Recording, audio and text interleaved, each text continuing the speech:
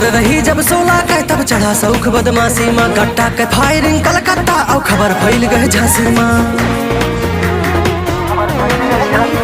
उम्र रही जब 16 के तब चढ़ा सौख बदमाशी माँ, गट्टा के फायरिंग कलकत्ता और खबर फैल गए झांसी माँ। शूटर को सीधा ठोक दिए तब हाई कोर्ट से मेरे लिए इनकाउंटर का ऑर्डर हो गया। शाका जेल के अंदर बैठा, शाका जेल के अंदर बैठा, बाहर मर्डर हो गया। शाका जेल के अंदर बैठा, बाहर मर्डर हो गया। शाका जेल के अंदर बैठा।